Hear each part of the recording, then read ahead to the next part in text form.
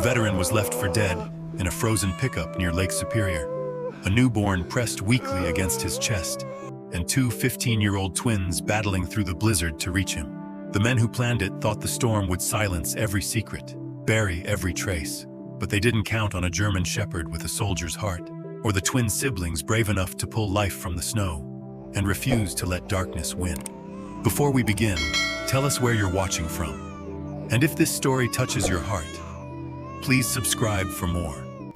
Snow drifted soundlessly over Duluth, Minnesota, draping the ground in white silence and turning the wind into a lonely, wandering spirit.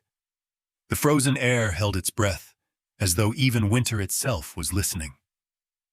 On a narrow trail skirting the ridge above Lake Superior, two 15-year-old twins, Ethan and Emily Parker, walked with their German shepherd, Ranger, trotting between them. Ethan, the older by 3 minutes, walked with a cautious, thoughtful gait. Tall and lean, with dark brown hair falling over sharp hazel eyes, he rarely smiled without a reason. Since their father's accident 2 winters ago, something in him had grown quieter, not broken, not fearful, simply more aware that the world could change without warning. He studied things, measured thoughts before speaking. He didn't panic, didn't rush. He processed. Emily was different. Warm where Ethan was quiet. Her honey-brown hair peeked from under her knitted beanie, cheeks softly flushed against the cold. Her green eyes were gentle, always searching, not for danger, but for meaning. She believed people were worth saving, even before she understood what they needed saving from. Ranger, 3 years old, sable-coated and strong, had once trained as a mountain rescue dog. A scar on his left shoulder told stories of old injuries, but his instincts had not faded. His amber eyes were restless tonight, scanning the wind, the snow, the silence, listening for things humans could not hear. Snow deepened under their feet. Wind curled, sharper now, bringing a scent, cold metal, engine heat, something else. Ranger stopped walking, ears up, chest tense, a breath held in his throat. Then a bark, deep, sharp, warning. Not curiosity, not play. Ethan froze. He heard something. Emily's heartbeat quickened. An animal? Ethan shook his head very slowly. No, he didn't bark like that. Before their thoughts could form, Ranger bolted, tearing through the snowbank, charging down toward the ridge with urgency. "Ranger, stop!" Ethan called, but his voice was lost in the wind. They ran after him, slipping, sliding, nearly falling, as Ranger descended the icy slope, barking toward something unseen. Then they saw it. At the bottom of the slope, crumpled between fallen pine branches and fresh snow, lay an overturned pickup truck. Metal twisted, windshield shattered. Smoke rose from the hood like a dying breath from some frozen creature. Ranger stood at the broken door, barking, but not at the wreck. At who was inside. Ethan moved first, heart pounding, crunching through snow. He peered into the shattered glass. There, slumped against the deflated airbag, was a man. Unconscious. Frost clinging to his beard. His face rugged, strong-jawed, marked with bruises and dried blood at his temple. His wrists were red and raw, ringed with bruises, not from impact, but from restraints. He wore a faded Marine Corps jacket, torn at one sleeve, name patch barely readable. Daniel Brooks. But his arms, bruised, bleeding, still clutched something. A baby. A newborn wrapped in a thin gray blanket, cheeks pale, lips faintly blue, fighting for heat that wasn't there. So small, so fragile, so silent. Too cold to cry. Emily reached in without thinking. She lifted the baby gently, like catching a piece of fragile light, and pulled it close, pressing the small body to her chest, wrapping her coat around it. She could feel it, a faint tremor of life. Weak, fading, still fighting. "Stay with me," she whispered, voice shaking. "You're okay. You're not alone." Ethan tried to pull the man out, but his leg was pinned under a twisted steel frame. He gritted his teeth, pulled harder, pain searing his fingers. "Come on," he muttered, desperation rising. "Don't give up now." But the wreck was stubborn, frozen, gripping the man like the snow itself refused to let him go. Ranger stopped barking. He turned toward the tree line, stared, growled, deep, low, animal, not at shadows, at something watching, something that did not belong to winter. The wind groaned, lonely, unsettled. The forest listened, and under the bruised sky of Duluth, Minnesota, two teenagers knelt in the snow, one trying to wake a broken soldier from silence, the other shielding a flickering heartbeat of life. And a dog, trained once to save lives, stood guard, growling at the darkness where danger waited, just beyond the falling snow. Snow battered the hills as Ethan and Emily struggled up the steep path, dragging the unconscious veteran between them, while Emily shielded the newborn inside her coat. Ranger trotted ahead, but kept glancing back, amber eyes sharp, ears twitching at every snap of wind, as though the forest itself were whispering warnings behind them. The cabin stood on a wooded ridge, a modest two-story structure with dark wooden beams and a stone chimney, breathing thin smoke into the swirling snow. Its windows glowed faintly, like tired eyes still holding watch. Inside waited Margaret Collins, their aunt, a retired military nurse in her early 60s. Tall and slender, with silver-streaked auburn hair always braided to one side, she had skin weathered by time and eyes the muted green of forest moss. Kind, composed, and sharpened by years of tending to wounds few people could see. She opened the door and paused, her calm expression flickering. Not at the storm, not at her exhausted niece and nephew, but at the man slumped between them and the baby pressed against Emily's chest. She didn't speak fear. She spoke instinct. "Inside. Now. Shut that door. This cold doesn't forgive hesitation." The cabin smelled of cedar smoke, herbs, and something ancient. Safety. Margaret took the baby first, her hands steady but her breath trembling when she felt how cold the infant was. "She's alive. Just barely. Emily, keep speaking to her. Keep her warm. She needs your heartbeat." Emily nodded, pulling the child closer beneath her coat, whispering the simplest thing she could think of. "You're not alone."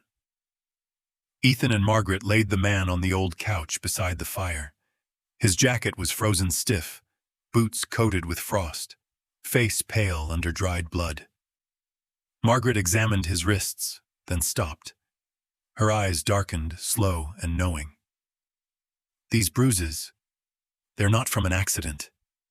He was tied. Hard. Days ago, maybe longer." The air shifted. Even the fire crackled quieter. They cut away more frozen fabric, revealing older scars along his ribs, pale, silvery, thick. Scars from combat, survival, places where people do not return the same. Ranger paced now, not restless, but alert. Something in him watched the window more than the man.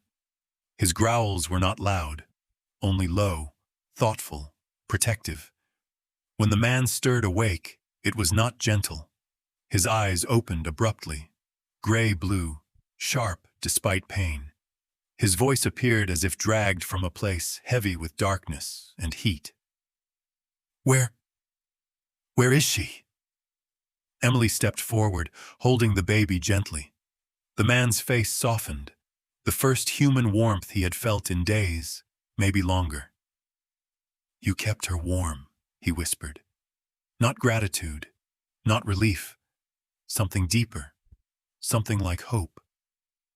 Margaret placed a hand on his shoulder, calm and firm. You're safe now, but you need rest, Sergeant. He shook his head, dazed, breath short, but voice desperate. No, they're looking for her. Ethan exchanged a glance with Emily. Something cold stirred inside him. They? Who? For a long moment the man did not answer. His eyes drifted toward the fire, seeing not flames, but memory.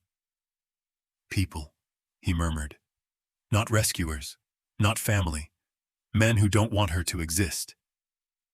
Emily's arms tightened around the baby. The cabin felt smaller suddenly. Ethan leaned closer, scanning the man's jacket. Something felt off. One seam, ragged, stitched by hand, hidden, not accidental. He reached carefully inside and pulled out a tiny waterproof pouch. Inside, a micro SD card.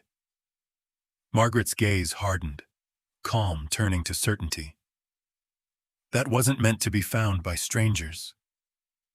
Daniel Brooks, the name stitched on his jacket, closed his eyes, breathing shallow but purposeful.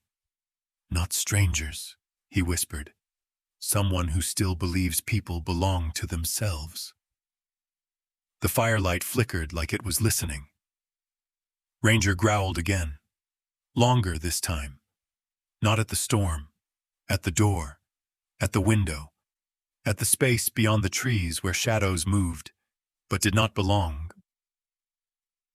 to winter. In that moment, they all felt it. Someone out there knew what had escaped, and winter was helping them hide. Morning arrived, but brought no warmth. The sky above Duluth was pale, washed-out silver, with snow still thick underfoot, and silence hanging like an unfinished sentence. The wind had rested, but the cold had not. The world outside Aunt Margaret's cabin felt watchful, as though the trees remembered something they wished they didn't. Ethan stood at the frosted window, staring toward the woods. There was no movement, only the soft trail their boots had carved through the night and had since been eaten by fresh snowfall. Yet, what unsettled him wasn't what he saw. It was what he felt. Someone else had been out there after they'd returned. He didn't wake in the night, yet somehow, he knew. Daniel Brooks slept fitfully on the couch, his brow creased even at rest, stubble forming a shadow across his jawline, his breathing shallow under the thick wool blankets. He looked like a man who had forgotten how to rest, even when safe. A man who still heard danger before memory. Sleep could not untangle what war had braided into him. Emily sat beside the newborn near the fire, gently rocking her as she whispered stories not from books, but from heart. She named her Grace, not because it was written anywhere, but because she believed survival deserved a name. After breakfast, a thin oatmeal broth and bread warmed over the stove, Ethan made a decision. I need to go back, he said quietly, to where we found him. Emily hesitated. You think someone was there? He nodded, but it wasn't just a theory. It was instinct. Cold, heavy, unshakable. Margaret didn't stop them. She only inspected Ranger's collar, tightened their scarves, and whispered, If the wind changes, come back. Don't wait for danger to introduce itself. They set off, Ethan, Emily, and Ranger, retracing their path through knee-deep snow. Ethan carried a small flashlight and his father's old compass. Emily held Grace's photograph they had found in Daniel's torn wallet, just a tiny picture, creased, but full of meaning. The crash site looked different now, almost peaceful, like the forest had tried to bury what it had witnessed. The truck stood half-swallowed in ice, windows frosted over, surrounded by fresh drifts of untouched snow. Except, it wasn't untouched. Emily spotted it first. Ethan, look. Beneath the newer layer of snow were faint depressions. Ethan knelt, clearing frost with his glove. Boot prints. Two different sets, one smaller, shallow, the other heavy, deliberate, the stride long, meant for speed, and beside those prints, drag marks, as though something had been pulled, or someone. Ranger stiffened, nose pressed to the air, then to the ground, tracing the deeper tracks. He followed them past the slope, through the pines, and down toward where the snow thinned, replaced by salt-stained earth. Toward the harbor, toward Duluth's shipping district. Steel containers, rusted and stacked like lonely tombstones, lined the Safshatung, abandoned dock. Old warehouses sagged under the weight of neglect and salt wind. Birds were nowhere. Ice creaked along the shore, restless. They followed Ranger to one particular warehouse. Tall, corrugated metal, once blue but now dulled by rust and cold. Its doors were chained, but one panel in the back had been pried open. Recently, inside was colder than outside. Still. Breath froze instantly, and then they saw them. Not bodies, not people. Files. Stacks of faded manila folders in metal crates, scattered across dusty desks and wooden pallets. Some folders tied with worn string. Others open, papers spilling out. Birth certificates, hospital tags, adoption applications. But the hospital names were faded, wrong, and some hospitals hadn't even existed in years. Emily opened one slowly, hesitantly. A photograph. A baby boy. Missing since 2017. Another, twins from Wisconsin. Reported stolen. Another, Grace. Her breath caught. Ethan. This is her. This is Grace. They exchanged a look not of discovery, but of awakening. This wasn't just one baby. It wasn't an accident. It wasn't a coincidence. The sound came suddenly, sharp, metallic. Emily had brushed against a crate. It toppled with a clang so loud it didn't just echo, it announced. Ranger barked, low and warning. Ethan froze. Footsteps approached, the kind that didn't wander, the kind that hunted. Voices. Men. Close. Too close. I told you to check the pickup. If he was alive, he wouldn't have let go of the baby. You think he made it out? The old vet? The one who escaped the compound? If he did, he won't last long in this cold. And if those kids helped him... A pause. Heavy. We clean it. This time cleaner. Ethan and Emily held their breath, bodies pressed between towering crates of files that should not exist.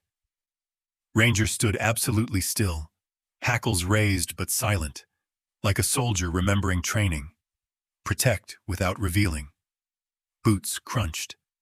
The door creaked. Then silence, but not safety. For the first time, Ethan wasn't afraid. He was certain. They had found something not meant to be found. And someone knew it. Snow didn't fall that night. It attacked.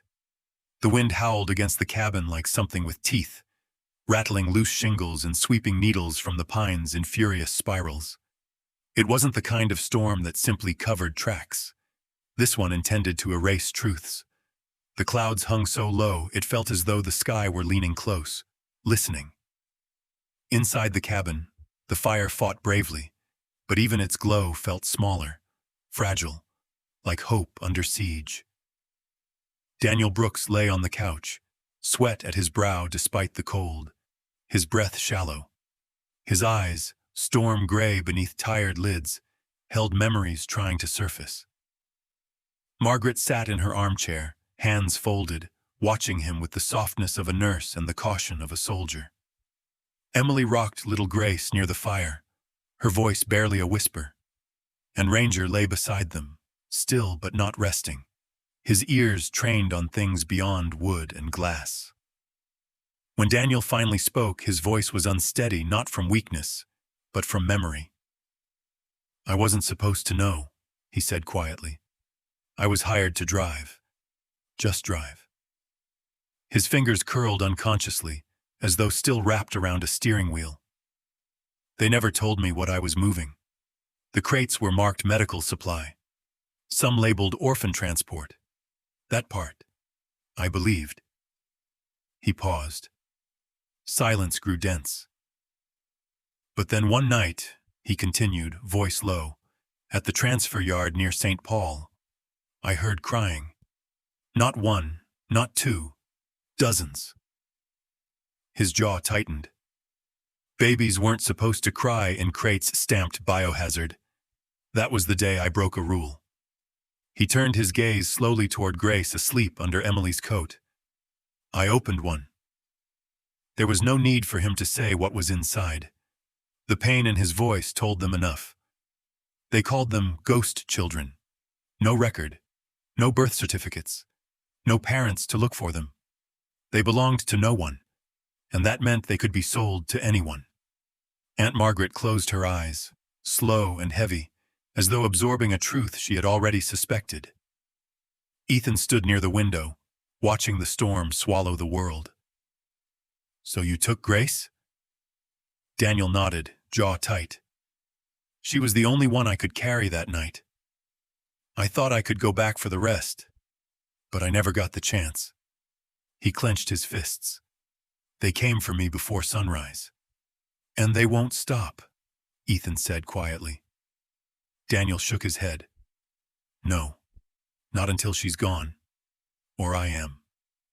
Silence followed. Ranger stood and paced to the window, emitting a low growl, not aggressive, but certain. Margaret leaned forward. Then we need proof, not stories, something real. Daniel reached inside his jacket and pulled out a small black phone. Old, scratched, battery taped to the back, screen cracked, but still working. I've been recording since the crash, he whispered. If they come, this time, they'll speak for themselves. Ethan nodded, his young hands steady in a way that didn't match his age. Then let's make sure they're heard. Night sank deeper. The storm, instead of settling, seemed to gather in weight. The cabin lights flickered once, then again. Then silence swallowed everything. Minutes passed like hours. Then, Ranger stiffened. No bark, no growl. Just silent, rigid tension. Daniel whispered, "They're here." A sound emerged. Not footsteps, not voices, but something more chilling. An engine, running slow, not parked. Waiting. Then lights, two beams through the storm, cutting through snow like knives. Headlights, facing the cabin. Emily froze. Margaret stood without a word. The door shuddered, not from wind, but from intention. Then it burst open. Two men entered. Snow and cold followed them like cloaks. The first man was tall, lean, with a long coat and a face too calm for the moment. Short brown hair, trimmed beard, dark eyes like hollow stone. He moved like someone used to control, not chaos. His voice was smooth but empty. We're here for what's yours that isn't yours. The second was larger, heavy-set, face scarred, jaw rough with stubble. He held a gun, not pointed yet, but ready. He didn't speak. His eyes flicked only to the baby, then to Daniel. Training surges like electricity through Daniel's muscles. He rose, still weak, but not helpless, instinct returning like muscle memory. Ranger's hackles spiked. He lunged, a blur of fur and teeth, as the heavy man raised his gun. The impact was fast. Ranger hit the attacker's thigh with a full-force strike, knocking him back into the snow-thick threshold. Before the man could react, Daniel stepped forward, captured his arm, twisted, brought him down, not with rage, but with perfect, brutal precision learned in war, not forgotten in peace. The first man didn't flinch. He only spoke, voice calm, cruel. Don't make this harder. Hand over the baby, and there will be more. There are always more. Children are the easiest cargo to replace. His words did not just cut through the room. They were recorded. On Daniel's phone. Every cruel syllable preserved. Ethan's voice broke the silence, trembling but fierce. You can't replace a life. The man looked at the boy, expression unreadable.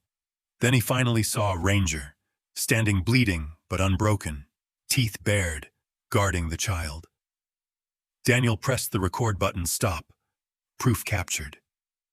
Snow fell harder now, not to hide, but to witness. Morning arrived cautiously, as though afraid to disturb the silence left behind by the storm.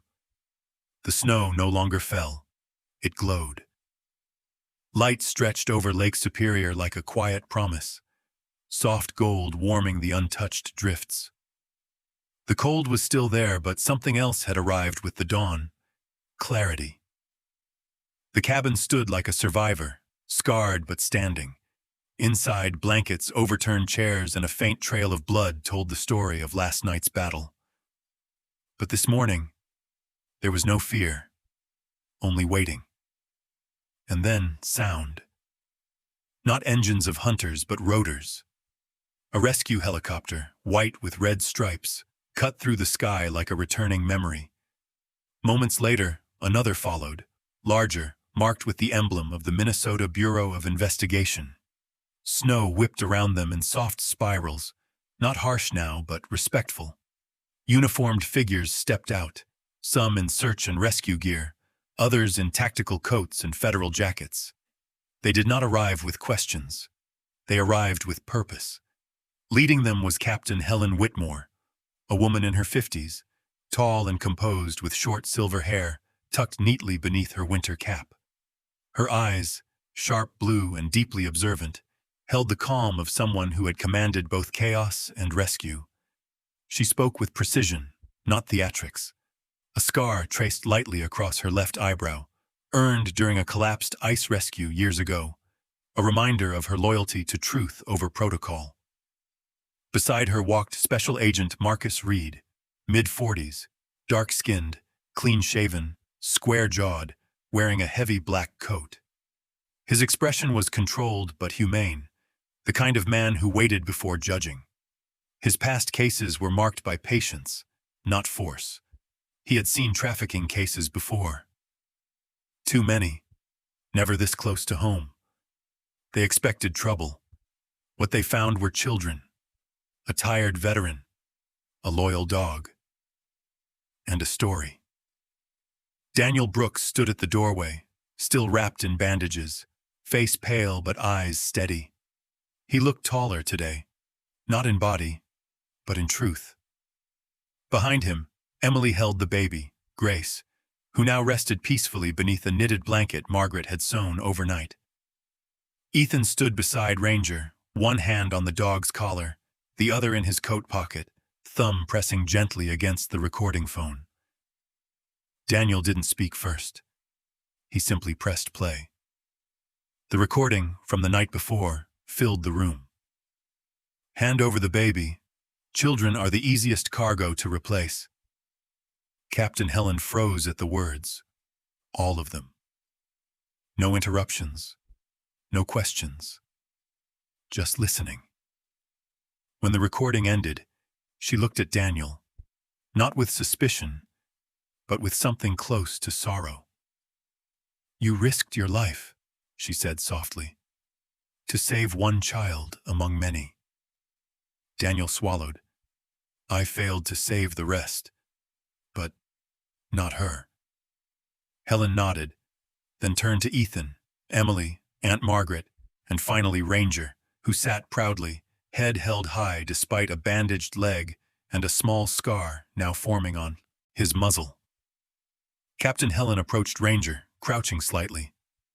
Well, soldier, she whispered, looks like you never left the service. The investigation spread faster than the storm had. Agents collected files, footprints, tire tracks, and even DNA traces from the abandoned warehouse near the port. Federal units seized shipping manifests, fake adoption papers, and medical tags. By noon, The first arrests were already happening across 3 different cities. Daniel Brooks was no longer a suspect. He was a witness, a protector, and something more. 2 weeks later, when winter had begun to loosen its grip, the town of Duluth gathered in the old community hall, a wooden building by the lakeshore, draped with spring sunlight like golden lace. Inside, people filled rows of wooden benches. Firefighters, teachers, rescue workers, church volunteers, neighbors, old men playing checkers outside the diner, and children who now looked differently at the world. A small platform stood at the front. Captain Helen Whitmore stepped up to the microphone. Her voice was warm, lighter than before. "Courage," she said, "is not always loud. Sometimes it is a man who refuses to look away. Sometimes it is a boy who saw what others missed. Sometimes a girl who gave warmth when the world was cold. And sometimes—" Her eyes drifted to Ranger, sitting beside Ethan. "It has 4 legs and doesn't know how to quit." Applause filled the hall, soft at first, then rising like a wave from heart to heart. Daniel Brooks stepped forward and was declared the legal guardian of Grace, recognized not by papers, but by choice, by risk, and by love. Ethan and Emily were thanked for bravery, but more than that, for kindness. And Ranger, bandage removed, scar visible and proud, received an honorary medal, engraved with a single word: Guardian. No one used the term hero. It didn't fit. These were not heroes. They were keepers of warmth, in a winter that had tried to swallow it. Later, as the sun set over Lake Superior, turning thawing ice into mirrors of gold, the 5 of them, Daniel, Grace, Margaret, Ethan, Emily, walked slowly toward the ridge where everything had begun. Ranger walked ahead, tail carried high, ears shifting gently to every sound, not because he feared danger, but because he recognized peace. "Funny," Emily whispered softly, watching Grace sleep in Daniel's arms. "How winter tried to bury everything. But something still grew," Ethan finished. "Something warm," Margaret added. Daniel looked at them, not as strangers who had stepped into his life, but as something so long lost, finally found. "That's how families begin," he said gently. "Not by blood, but by snow, and courage, and a dog with more heart than most men." No one argued. Spring hadn't just arrived. It had been carried there, in small arms, in old scars, and in footprints left by those who refused to walk away. Sometimes, miracles do not arrive with trumpets or angels. Sometimes they crawl through snow in the arms of a frightened soldier. Sometimes they whimper softly in the cold, wrapped in a thin blanket named Grace. And sometimes they bark, limping, scarred, but unbroken, guarding a life no one else would have saved. In the story of Daniel, Ethan, Emily, and Ranger, we do not just witness survival. We witness something deeper, a whisper from God, hidden inside an icy Minnesota night, reminding us that even in the bleakest winter, He plants seeds of warmth where hearts are willing to protect, to love, and to believe. Some people call it luck. Some call it courage. But those who watched closely call it grace. Because God doesn't always send thunder. Sometimes He sends a loyal dog with frost on his fur. A teenage girl with trembling arms but unwavering warmth. A boy who listened when others would have walked away. Or a broken man who found redemption, not in running, but in saving. And perhaps the greatest miracles are not the ones we receive, but the ones we choose to become, when we refuse to ignore a cry in the cold. If this story touched your heart, share it with someone who needs hope today. Tell us in the comments, where are you watching from? May God bless you, protect your home, and keep your heart warm even through your hardest winters.